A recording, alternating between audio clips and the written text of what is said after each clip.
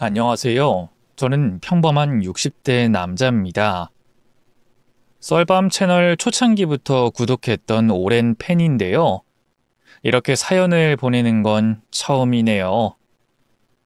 날이 쌀쌀해져서 그런가 부쩍 옛날 생각이 많이 나서 말이죠. 사실 저는 한번 결혼에 실패한 아픔이 있어요. 이혼 사유는 글쎄요. 많은 원인이 있었지만 가장 큰 건 전처가 다른 남자의 아이를 가졌기 때문이겠죠. 그렇다고 전처가 상간남과 파렴치하게 바람을 피웠냐 하면 그건 또 아닌데요. 도대체 무슨 소리를 하는 건지 궁금하시죠? 지금부터 여러분에게 용기를 내서 제 과거를 속 시원하게 털어놔 볼게요. 마지막에 충격적인 반전도 숨겨져 있으니 꼭 끝까지 들어주세요. 저는 어릴 때 사고로 부모님을 잃고 보육원에서 자랐어요. 흔히 말하는 천의 고아였다고나 할까요? 비록 성인이 될 때까지 어느 가정에도 입양되지 못했지만 그래도 외롭진 않았어요. 제겐 형제나 다름없는 보육원 동기 민석이가 있었거든요. 민석이는 저보다 반년 빨리 들어온 동갑내기 친구였고요. 저와 마찬가지로 고아였어요. 태어나자마자 버림받아 부모 얼굴도 모른 채 컸다고 하더군요. 어린 나이인 만큼 그런 상황에서 삐뚤어질 법도 한데 민석이는 참 정의롭고 착했어요. 사실 제가 어릴 땐 체구도 또래보다 한참 작고 생긴 것도 어리버리하게 생겨서 괴롭힘을 많이 당했거든요. 툭하면 같은 학교 남자애들이 시비를 걸고 때리기 일쑤였죠.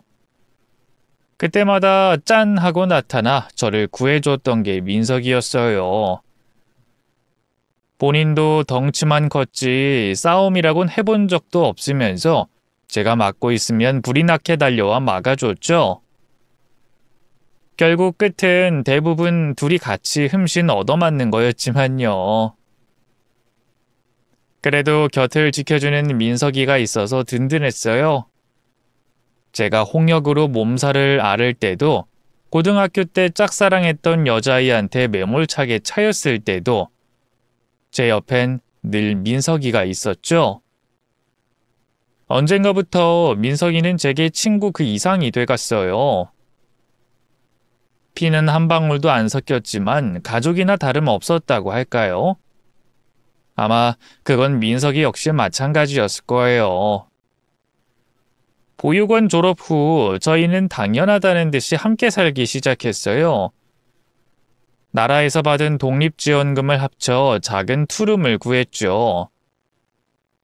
당장 먹고 살 길이 급해 저는 작은 제조회사에 들어갔고요. 민석이는 이태리 레스토랑에서 주방 보조로 일하기 시작했네요. 민석이가 다른 건 몰라도 음식 솜씨 하나만큼은 기가 막혔거든요. 미각도 예민해서 뭘 먹으면 재료로 뭐가 들어갔는지 귀신같이 맞추곤 했죠. 덕분에 민석이는 일한 지 몇 년 안 돼 바로 셰프로 승진했고요. 30쯤엔 바짝 모은 돈으로 자기 가게를 차리는 쾌거를 이뤘네요. 당시 경기가 워낙 어려워서 자영업자들이 줄줄이 도산하던 시기였어요. 잘 나가나 싶었던 민석이 레스토랑도 휘청거리기 시작했죠. 월 1,000도 거뜬하던 매출이 반에 반토막이 났으니까요. 고민 끝에 민석이는 이태리 레스토랑을 접었어요. 그리고 같은 자리에서 뜬금없이 매운 라면과 김밥을 팔기 시작했죠. 모두가 미쳤다고 했어요. 저도 말렸고요. 근데 이게 웬걸. 얇은 유리 지갑으로 고생하던 회사원들이 앞다퉈 민석이네 가게로 몰려들기 시작했어요. 손님은 다시 바글거리는데 인건비와 재료비가 크게 줄었기 때문일까요? 이태리 레스토랑을 운영하던 때보다 순수익이 훨씬 더 커졌다고 하더군요. 그뿐만이 아니었어요. 업종을 바꾼 지 약 1년 만에 민석이 가게가 운 좋게 텔레비전 방송에 가성비 맛집으로 소개가 됐고요. 그 다음 날부턴 훨씬 더 많은 손님들이 몰려들기 시작했죠. 가게 입구 밖으로 긴 대기줄까지 생겨났을 정도였네요. 장사 수완이 좋았던 민석이는 그 흐름을 놓치지 않고 바로 프랜차이즈 사업을 시작했어요. 저희 고향을 중심으로 분점이 여러 개 생겼고요. 나중에는 서울에 있는 유명 백화점에도 가게가 들어갔죠.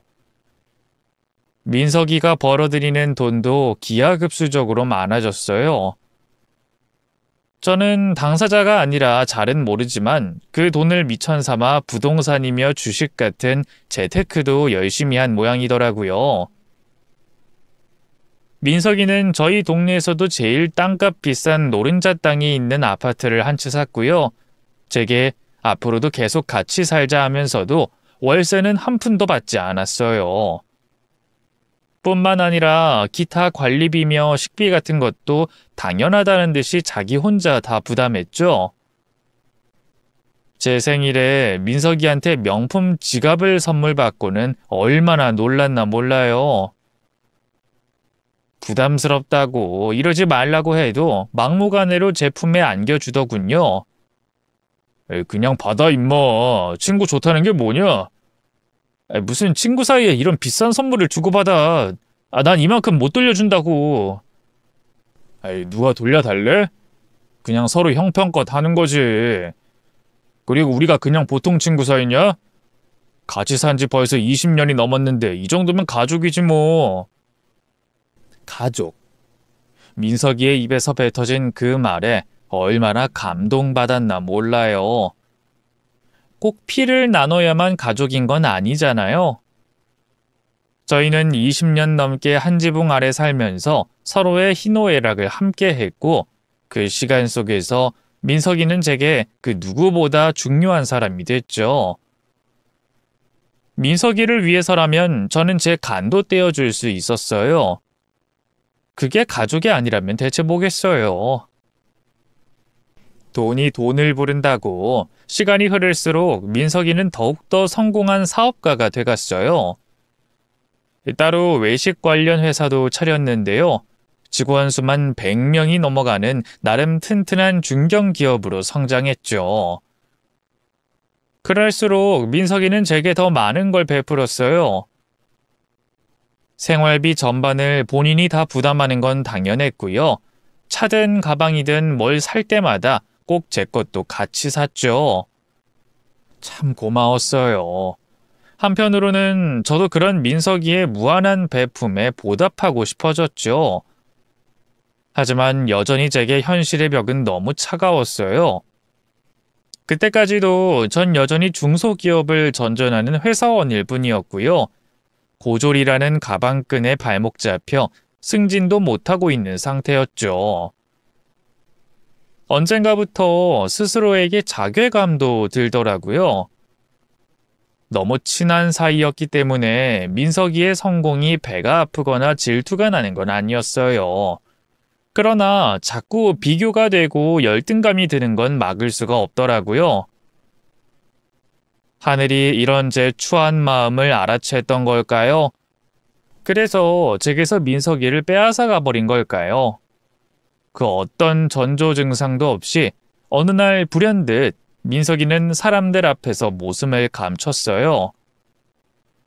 회사에서도 집에서도 머리카락 한 올 보이지 않았죠. 한 일주일은 그냥 믿고 기다렸던 것 같아요. 핸드폰도 없애버렸으니 사실 마냥 기다리는 것밖엔 답이 없었죠. 그 사이 지인들에게 행방을 수소문해보기도 했지만 다들 아는 게 없더군요. 심지어 민석이의 여자친구마저 아무것도 몰랐어요. 혹시 어디서 사고라도 당한 건 아닐지 가슴이 새까맣게 타들어가더군요. 보름쯤 지났을 땐 더는 안 되겠다 싶어서 경찰에 신고를 했죠. 경찰에 알리기만 하면 바로 민석이의 행방을 찾을 수 있을 줄 알았어요. 하지만 경찰의 탐색 수사에도 불구하고 여전히 민석이의 행적은 오리무중이었죠. 그토록 기다리던 민석이의 소식을 전해 들은 건 뜻밖의 상황에서였어요. 민석이가 행방불명된 지 한 달쯤 지난 어느 날, 퇴근 후 텅 빈 집에서 홀로 저녁을 먹고 있을 때였어요. 갑자기 누군가 배를 두드리더군요.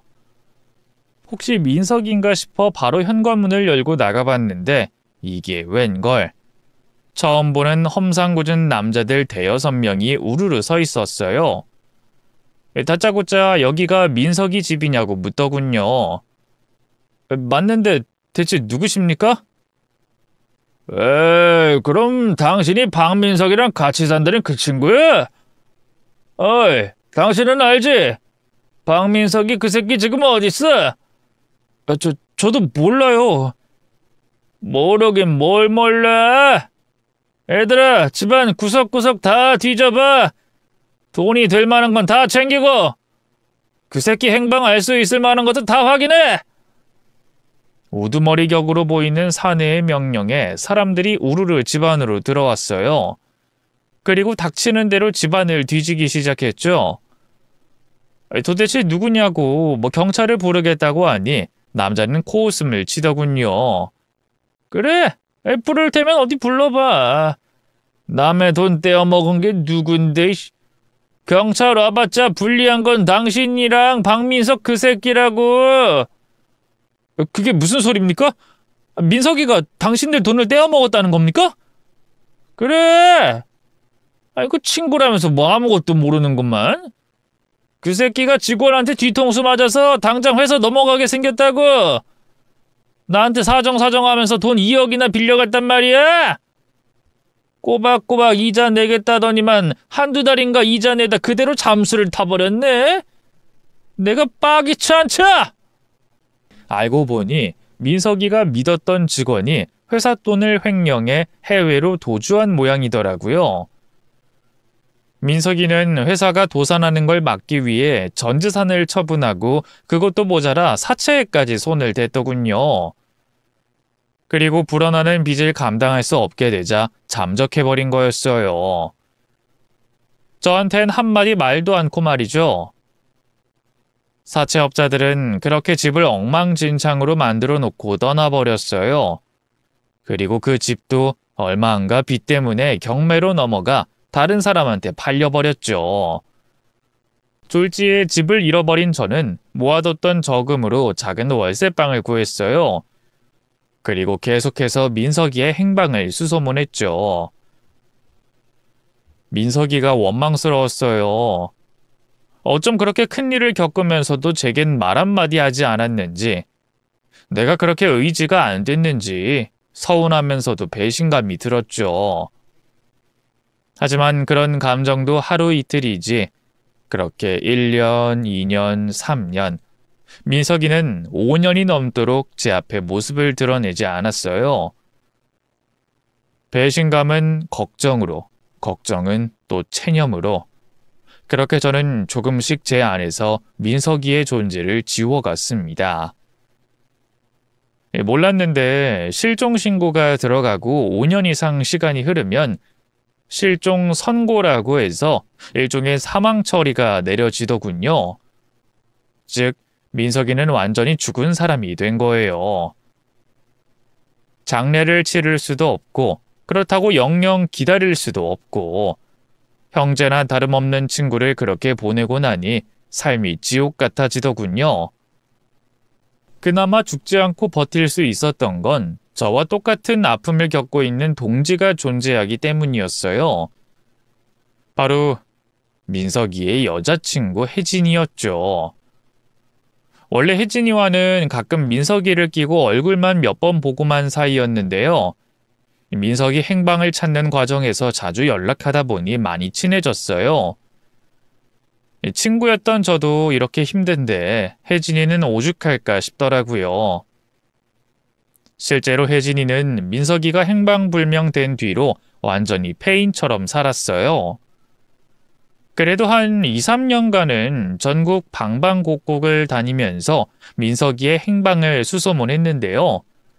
나중엔 그마저도 포기하고 방구석에 틀어박혀 울기만 했죠. 이대로는 정말 큰일 나겠다 싶어서 그런 혜진이를 끌고 억지로라도 여기저기 쏘다녔어요.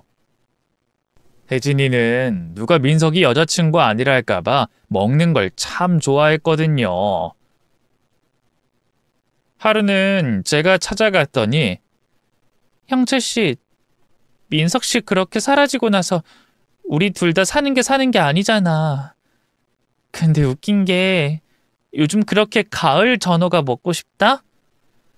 전남에 전어 진짜 맛있게 하는 집이 있는데 민석 씨가 거기 진짜 좋아했거든. 나도 이런 내가 정말 싫은데 그 전어가 너무 먹고 싶어. 먹고 싶으면 먹으러 가면 되지. 가을 되면 같이 먹으러 가자. 응?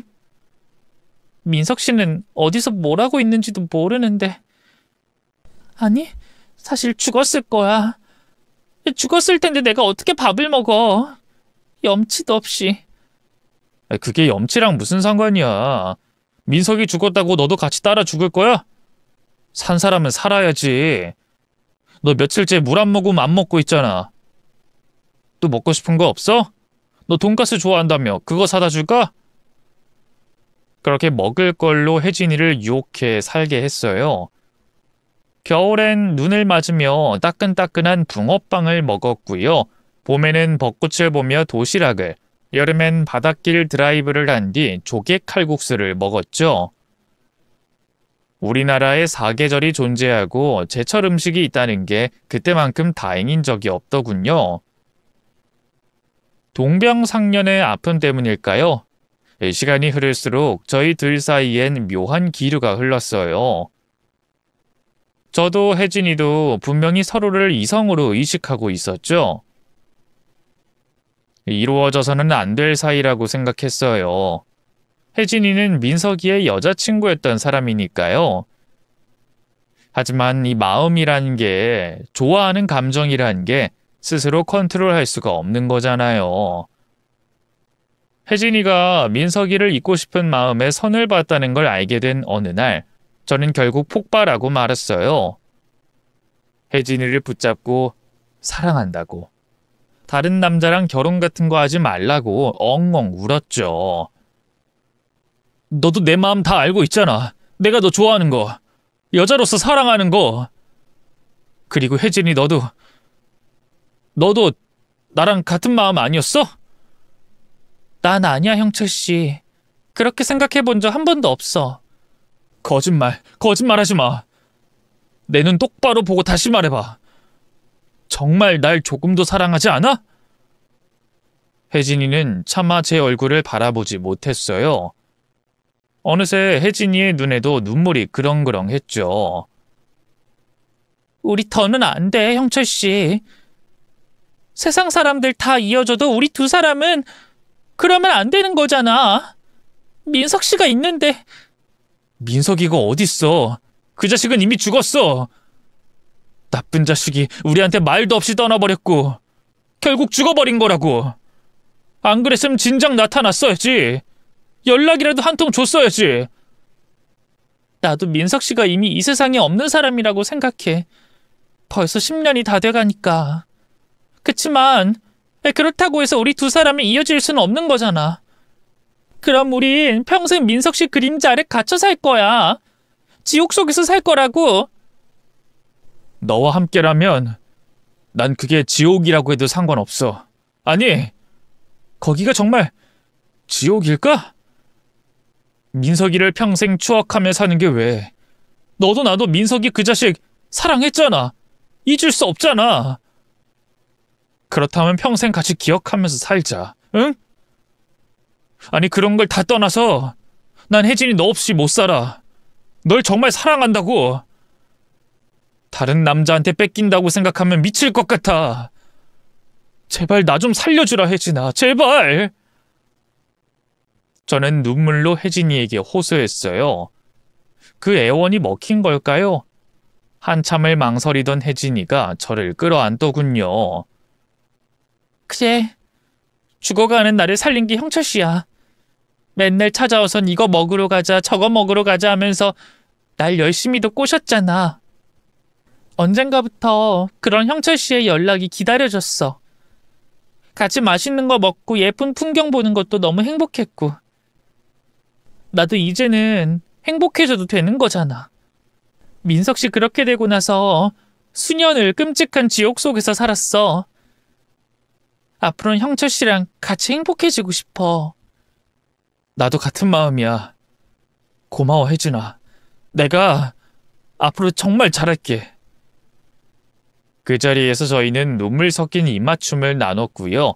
그렇게 연인 사이가 됐어요. 둘 다 나이가 있었던지라 사귄 지 1년쯤 됐을 땐 바로 결혼식을 올리고 부부 사이가 됐죠.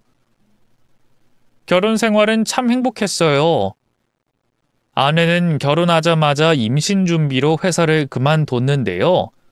집에 돌아오면 따뜻한 밥을 지어놓고 저를 환대해줬죠.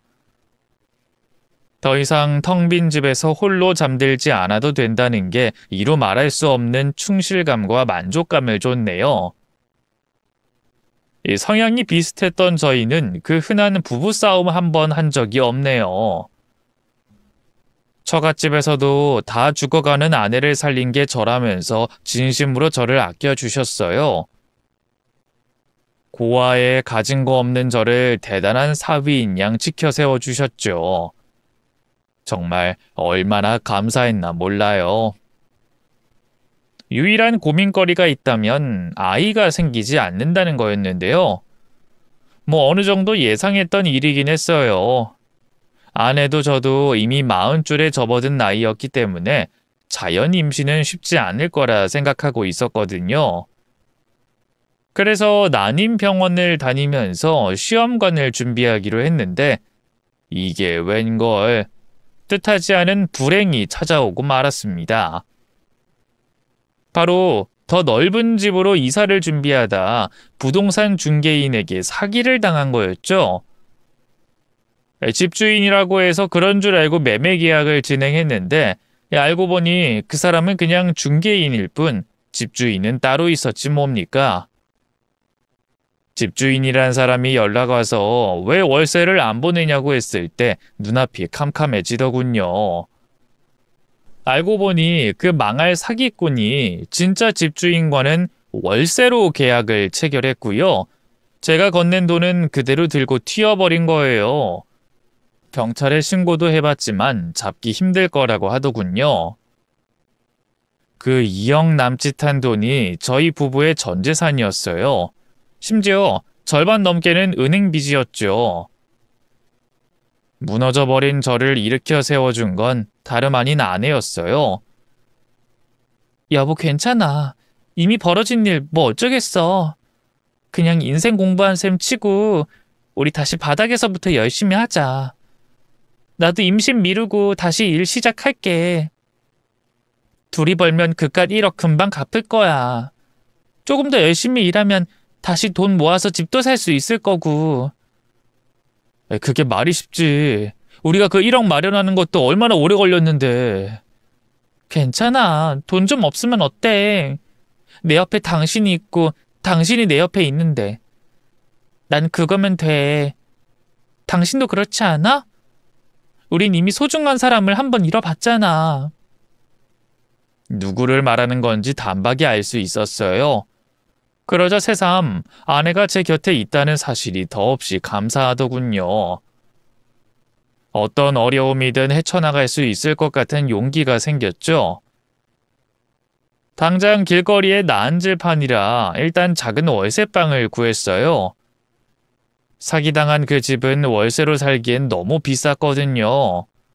그리고 아내는 전에 일하던 경력을 살려 작은 회사의 격리로 취업했고요. 저도 매일 야근을 불시하며 열심히 일했죠. 그러던 어느 날이었어요. 전날에도 야근을 했던 터라 너무 피곤해서 점심시간에 대충 밥을 먹고 자리에서 졸고 있었는데요. 갑자기 회사 동료가 다가와 말을 걸더군요. 대충 받아주고 끝내려고 했는데 글쎄 회사 동료가 너무나 충격적인 말을 하는 게 아니겠어요. 아이, 김대리, 아이, 재수씨 임신한 거 왜 얘기 안 했어? 아이, 그동안 계속 애기 갖고 싶어 하더니, 아이, 드디어, 아이, 축하해, 진짜.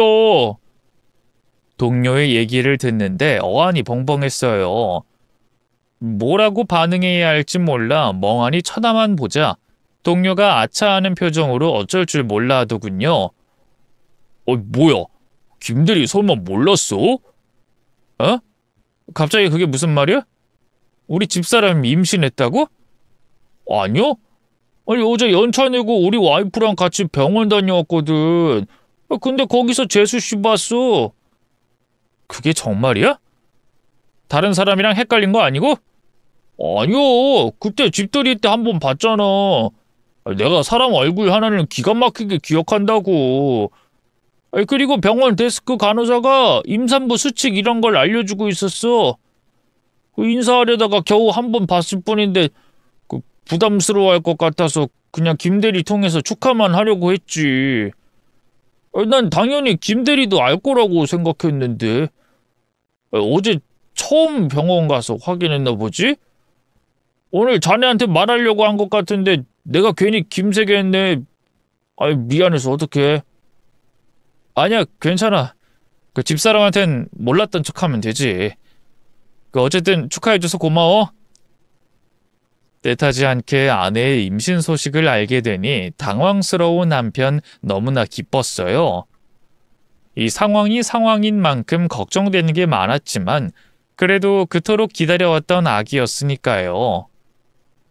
뭐 돈이야 제가 주말에 대리운전을 해서라도 더 벌면 되는 거다 생각했죠.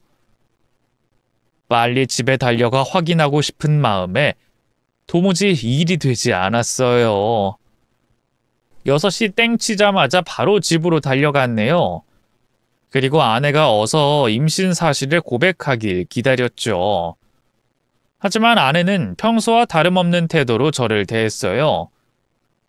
밥을 먹을 때도, 거실에서 텔레비전을 볼 때도, 함께 잠자리에 들 때도 아무 말이 없었네요. 결국 견디다 못한 제가 먼저 입을 열었어요. 여보, 뭐 나한테 할 말 없어? 할 말? 없는데? 태연해 보이는 아내의 태도에 혼란스러워졌어요. 아, 그래? 진짜 할 말 없어? 없다니까? 갑자기 왜 그래? 아니, 그게 우리 회사 박상식 대리 알지? 그 친구가 오늘 당신을 병원에서 봤다고 해서. 병원이라고 하면 산부인과. 당신 임신한 거 아니야? 그러자 아내의 표정이 순식간에 어두워졌어요. 생각지 않은 반응에 당황스러워 아내의 어깨를 감쌌죠. 왜 그래 여보? 임신 아닌 거야? 내가 괜히 설레발 친 건가? 아니야. 임신 맞아. 이제 6주 됐대. 진짜? 근데 왜 나한테 말 안 했어? 좀 더 안정기에 접어들면 말하려고 한 거야? 아니면 우리 상황 때문에? 집사기 당하고 이래저래 힘든 상황이니까? 아니야 여보. 그게 아니라. 말끝을 흐리던 아내가 갑자기 와락 울음을 터뜨렸어요. 놀란 제가 달래려 하자 밀쳐내고는 너무나 충격적인 고백을 했죠. 내 뱃속의 아이, 당신의 아니야. 미안해 여보. 그 순간 망치로 뒤통수를 한 대 얻어맞은 것 같은 얼얼함이 전신을 강타했어요. 아내가 무슨 말을 하는 건지 도무지 이해할 수가 없었죠. 그게 무슨 말이야? 당신 뱃속에 있는 애가 내 애가 아니라니. 미안해 여보. 정말 너무 미안해. 미안하다는 말만 하지 말고 설명을 해보라니까? 그게 무슨 말이냐고. 당신이 다른 남자랑 바람이라도 피웠다는 거야?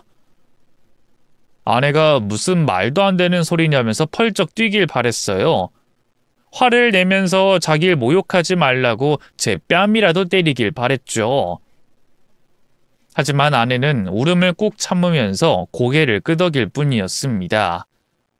맞아. 나 당신한테 못할 짓 했어. 미안해. 우리 이혼하자. 여보, 아무것도 묻지 말고 그냥 이혼해주라. 이혼이라니? 아니, 어떻게 당신 입에서 그런 말이 나올 수가 있어? 지금 나 놀리려고 몰래카메라 같은 거 하는 거야? 그치? 뭐 그런 거지? 저는 미친 사람처럼 아내를 채근했어요. 하지만 아내는 두 손으로 얼굴을 감싸고 더욱 서럽게 울기만 했죠. 그런 아내를 차마 달래지도 못한 채 넋을 놓고 서 있는데 아내가 또다시 너무나 경악스러운 말을 했습니다.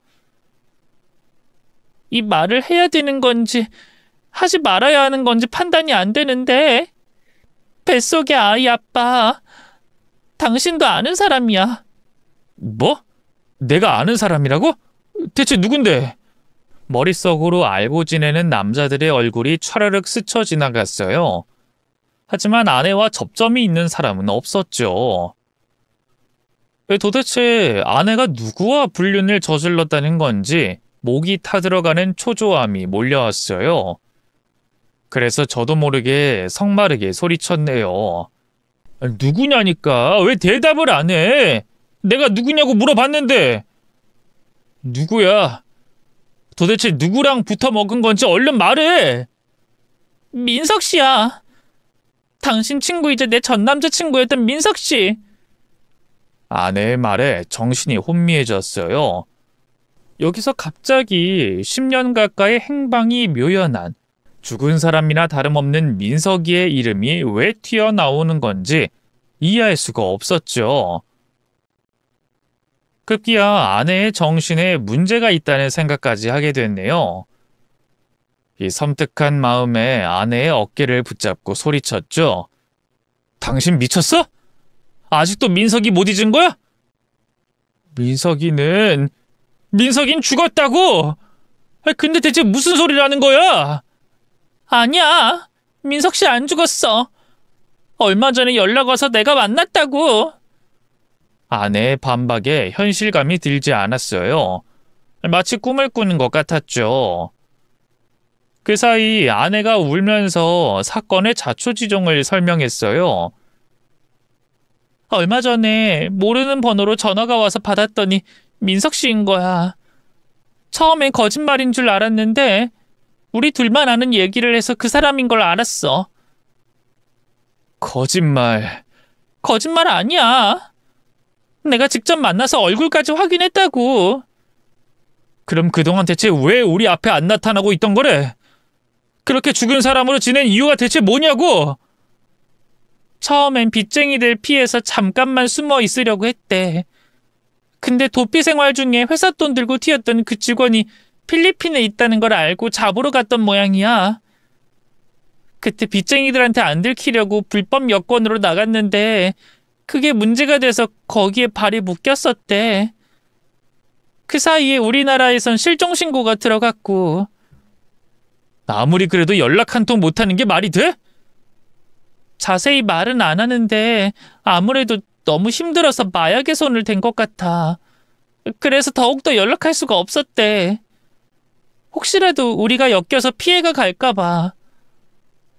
원래는 당신한테도 얘기하고 같이 만나려고 했는데 내가 당신이랑 결혼했다는 걸 알고는 만나는 걸 주저하더라고. 그냥 전화 끊어버리려고 하길래 내가 제발 만나달라고 사정했어. 그래서 만났고 옛날 감정이 되살아나면서 그만 하룻밤을 함께 보냈어. 나 친정에서 자고 온다고 했던 날 기억해? 그날이야. 불현듯 아내가 몇 달 전 친정에서 하룻밤 자고 온 게 생각났어요. 그 뒤로 부쩍 우울해 보이더라니 설마 이런 끔찍한 진실을 품고 있을 줄은 몰랐죠. 당신한테 너무 죄스러워서 그대로 집에 안 돌아가려고 했어. 민석 씨한테 이혼할 테니까 같이 떠나자고 말했지. 그만 말해. 더는 듣고 싶지 않다고. 아내의 말 한마디 한마디가 제게 비수가 돼 날아왔어요.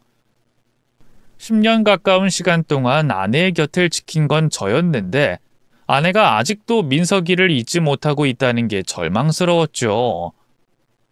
하지만 따지고 보면 아내는 원래 민석이의 여자였으니까 민석이 입장에선 제가 가로챈 것이나 다름없었죠. 애초에 둘 사이에 끼어든 방해꾼은 저였던 거예요. 아내가 애처로운 표정으로 저를 바라봤어요. 여보, 민석 씨는 그만! 그만 얘기하라니까? 이제 충분히 알아들었어. 그만 설명해도 된다고.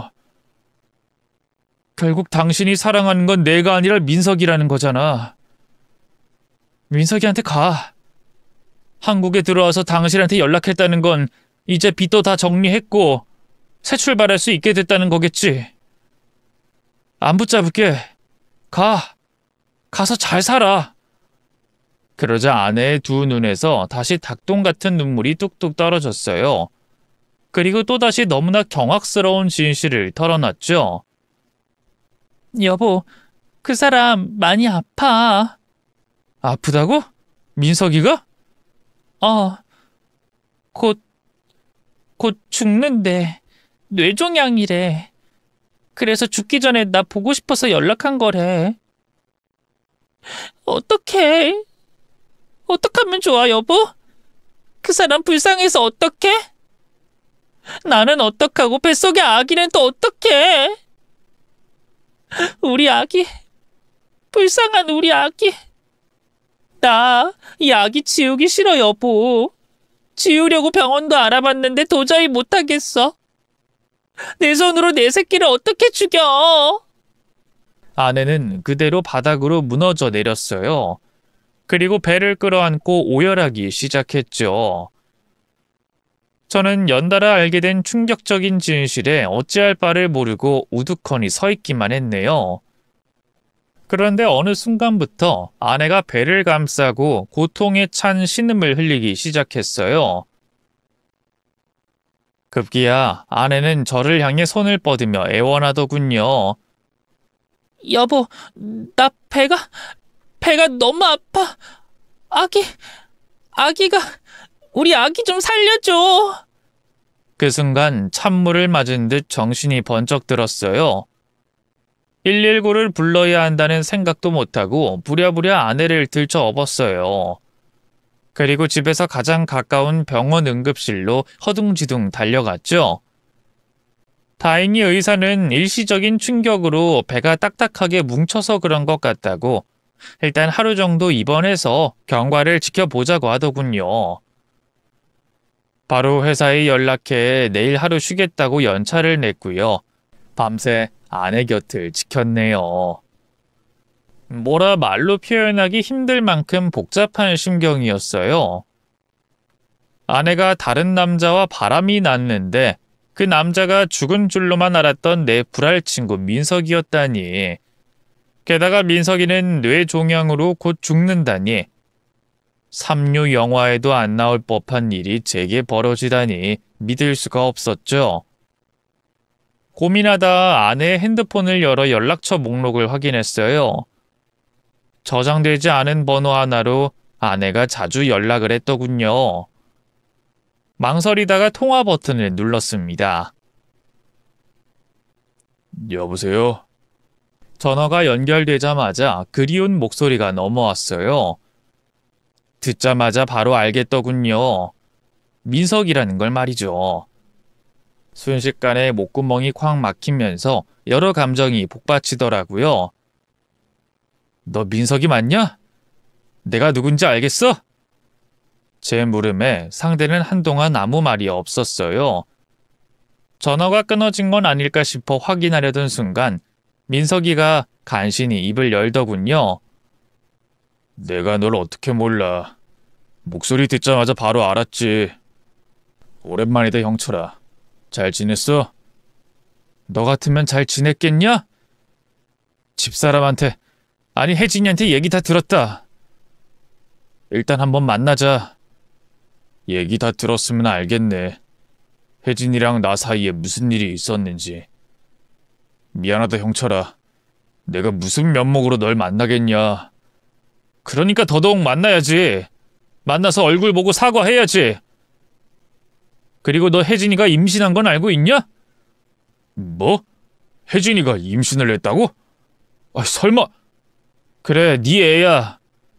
요 몇 달 나 혜진이랑 잠자리 한 적 없거든. 제 말에 민석이는 아무 말도 하지 못했어요. 그런 민석이에게 얼굴 보고 얘기하자고 했네요. 생각지도 못한 임신 소식에 당황했는지 그제야 알겠다고 하더군요. 오랜만에 만난 민석이는 완전히 다른 사람 같았어요. 피골이 상접한 창백한 얼굴에 빡빡 밀어버린 머리까지.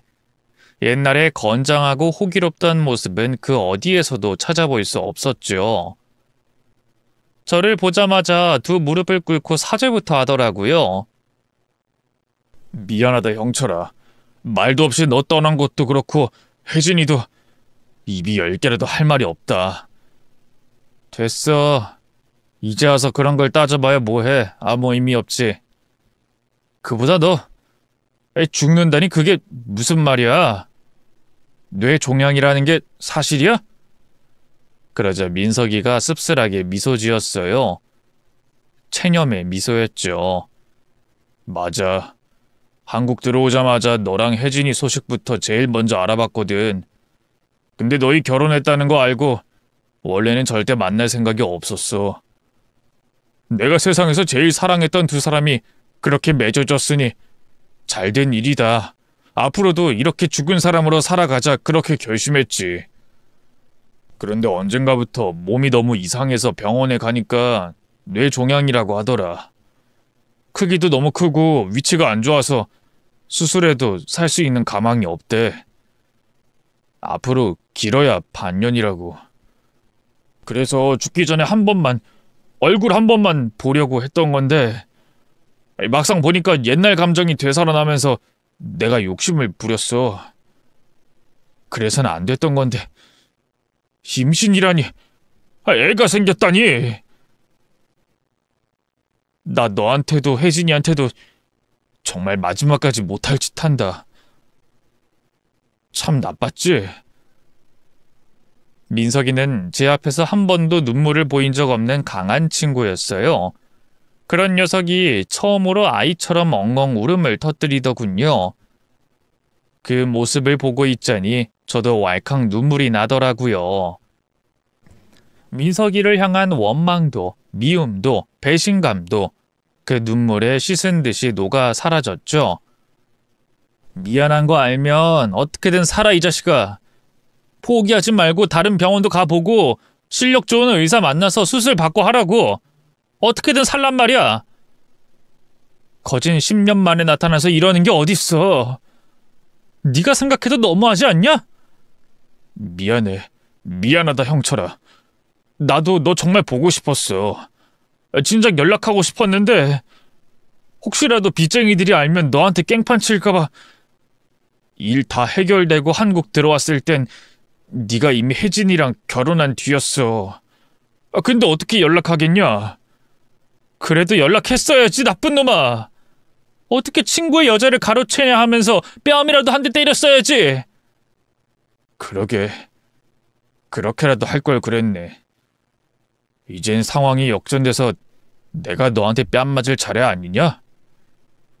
민석이는 억지 미소를 지으면서 웃기지도 않은 농담을 했어요.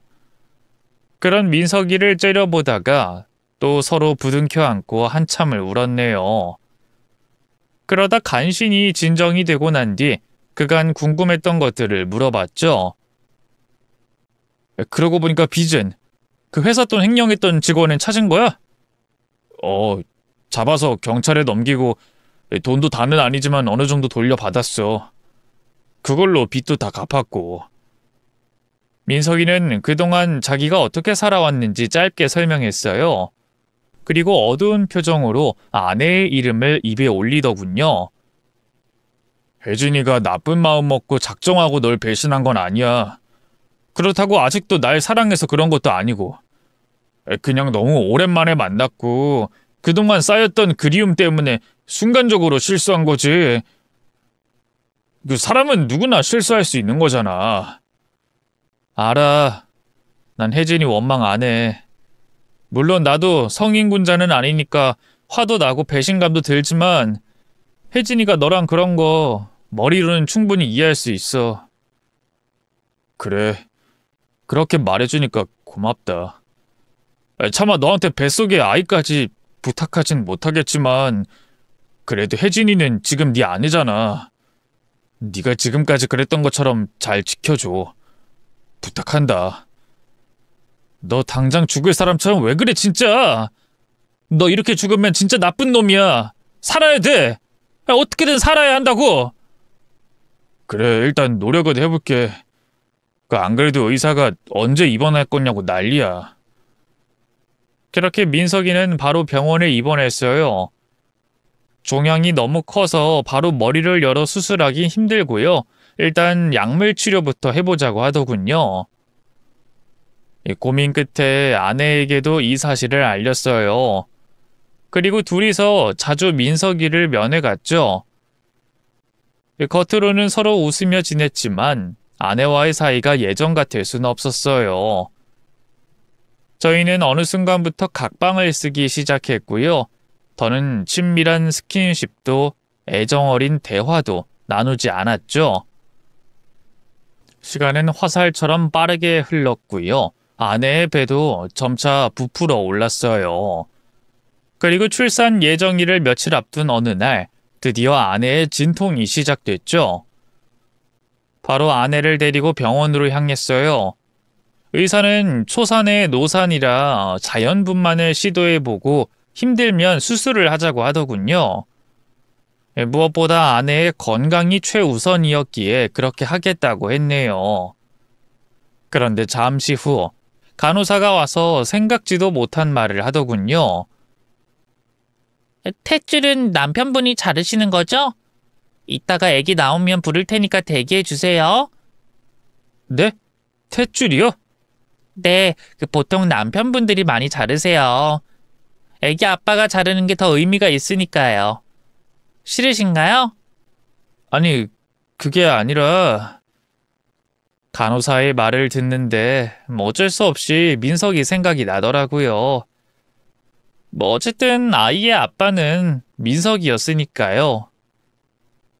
또 죽기 전에 그래도 자기 아이 얼굴 정도는 봐야 하는 게 아닌가 싶더군요. 망설이다 진통하는 아내에게 조심스럽게 물어봤어요. 민석이를 부르려고 하는데 당신 생각은 어떠냐고요? 아내는 눈물이 그렁그렁한 얼굴로 제게 고맙다고 하더군요. 바로 민석이를 불렀어요. 처음엔 자기가 왜 가냐고 안 오려고 하더군요. 안 오면 가만두지 않을 거라고 당장 튀어오라고 몇 번이나 체근한 후에야 알겠다고 하더라고요. 다행히 그쯤에 몸 상태가 많이 나쁘지 않았거든요. 병원의 사정을 설명하니 잠깐 외출 허가를 내줘서 올 수 있었죠. 병원에는 민석이를 아내의 남동생이라고 소개했어요. 그리고 아내와 워낙 각별했던 사이라 그런데 이따 탯줄 자를 때 같이 들어가도 되냐고 물어봤죠.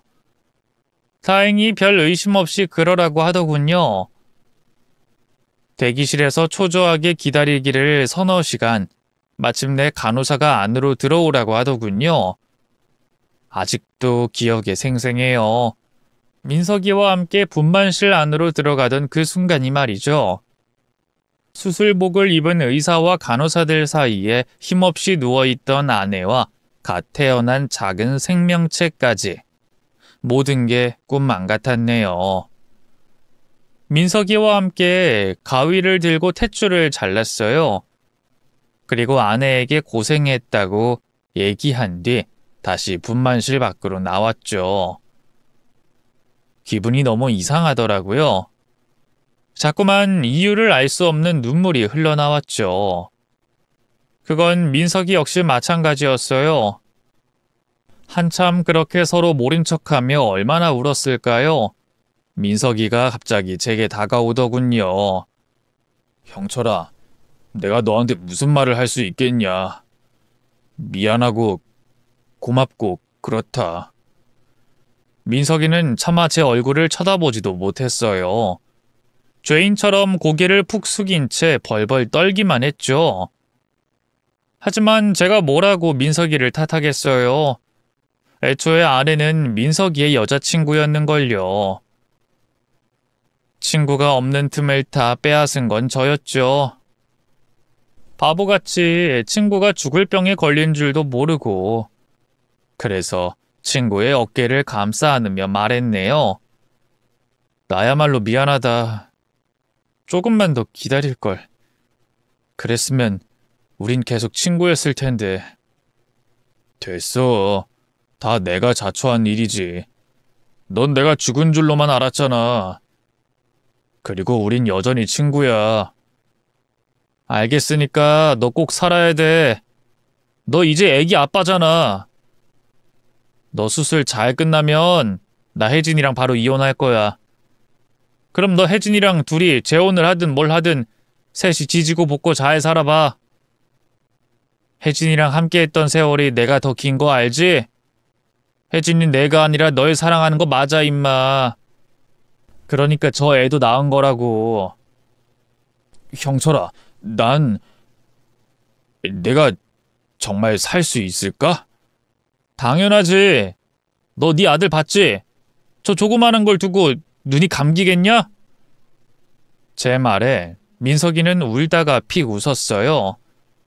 그리고는 무슨 수를 써서든 살겠다고 고맙다고 말했죠. 하지만 하늘도 참 무심하시죠.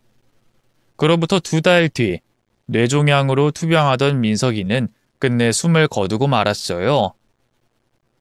민석이도 저와 마찬가지로 가족 하나 없는 천의 고아였기에 자연스럽게 상주는 제가 하게 됐죠. 아내도 그 곁에서 함께 자리를 지켜줬네요. 갓 태어난 아이는 장모님이 맡아주셨죠. 삶이란 게 뭐고 죽음이라는 게 뭔지 참 이루 말할 수 없을 만큼 허망하더라고요. 그렇게 장례식이 마무리되고 일주일쯤 흘렀을까요? 갑자기 웬 낯선 남자에게서 연락이 왔어요. 누군가 했더니 민석이가 생전에 고용한 변호사라고 하더군요. 변호사님이 저한테 왜...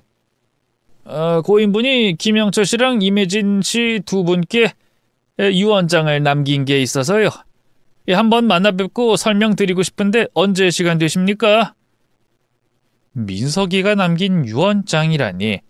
얼떨떨한 심정으로 아내와 같이 변호사를 만났어요. 그리고 너무나 충격적인 사태를 맞닥뜨리게 됐죠. 글쎄 민석이가 저희 앞으로 20억이 넘는 유산을 남겨놓고 떠났지 뭐예요.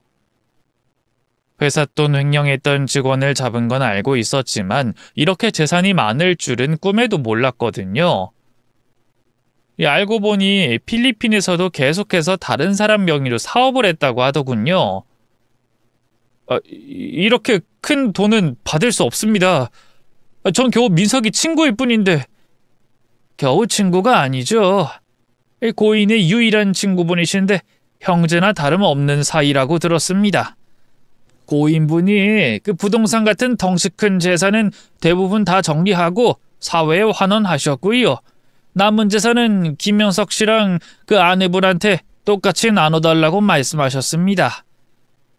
자기가 유일하게 사랑했던 두 사람이 꼭 행복했으면 좋겠다고 하시면서요. 변호사의 말을 듣는데 눈물이 왈칵 나더군요. 그건 함께 온 아내 역시 마찬가지였죠. 그렇게 저희 부부는 민석이가 남긴 재산을 상속받았고요. 부동산 사기를 당하면서 생긴 빚도 전부 갚을 수 있었어요. 하지만 경제적으로 여유가 생겼다고 해서 행복해진 건 아니었어요. 민석이를 그렇게 보내고 저희 부부는 한동안 참 힘들었어요. 그리고 어느 정도 고인에 대한 감정이 정리된 후 자연스럽게 이별하게 됐죠. 아내는 마지막까지 제게 미안하다면서 고개를 숙였지만 사실 누구의 잘못이라고도 할 수 없는 일 아니겠어요? 저는 여전히 아내를 사랑했지만 아내만큼이나 사랑했던 친구를 생각하면 차마 아내와 계속 같이 살 수가 없더라고요. 그렇게 아내마저 떠나보낸 후 한동안 폐인처럼 살았던 것 같아요. 회사도 때려쳐버렸고요. 집에 틀어박혀 하루 종일 술만 퍼마셨죠. 그렇게 한 1년을 허송세월로 보냈을까요? 문득 하늘에 있는 민석이를 생각해서라도 이렇게 살면 안 되겠다는 생각이 들더라고요. 그래서 용기를 내 새 인생 살아보자 결심했죠. 덕분에 현재 저는 누구보다 행복하게 잘 살고 있습니다. 친구에게 받은 유산으로 장사를 시작했는데요. 그게 생각보다 잘 풀려서 지금은 버는 돈만 월 1,000이 넘고요. 제 명의로 된 집과 건물도 여러 채 갖게 됐어요. 무엇보다 제 곁을 지켜주는 새로운 사랑이 생겼답니다. 지금 아내는 거래처 사장님에게 소개받았는데요. 전처와 있었던 일을 전부 다 알고도 품어준 따뜻하고 착한 사람입니다. 재혼한 지 2년 만에 아들 하나, 딸 하나 낳고 남부럽지 않게 잘 살고 있네요. 전처와 연락은 하지 않고 사는데요. 공통지인에게 전해 듣기론 아들과 둘이 씩씩하게 잘 살고 있다 하더군요. 이제 전처에겐 아무 감정도 없지만 그래도 그 사람이 아들과 둘이 행복하게 잘 살았으면 좋겠습니다. 과거 끔찍한 아픔을 겪은 덕분에 얻은 깨달음이 있어요. 그건 바로 곁을 지켜주는 내 사람만큼 귀한 건 없다는 거죠. 여러분도 곁을 지켜주는 친구와 가족들을 보다 귀하게 여기시길 바랍니다. 긴 얘기 들어주셔서 감사합니다. 모두 건강하세요.